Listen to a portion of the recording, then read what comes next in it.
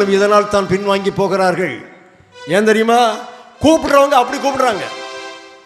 நீ ஆண்டவர்கிட்ட வா, அவர் என்ன ஆசீர்வதிப்பார்னு கூப்பிடுவாங்க.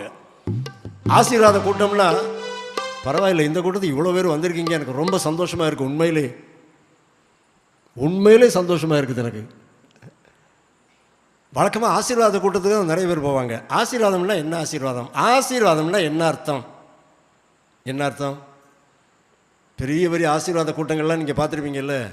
அந்த கூட்டங்களில் இருக்கிறவங்க எல்லாம் ஆண்டவரை விசுவாசித்து ஏற்றுக்கொண்டாங்கன்னா இன்றைக்கி கிறிஸ்தவங்களுடைய எண்ணிக்கை ரொம்ப ஜாஸ்தியாக போயிருக்கும்.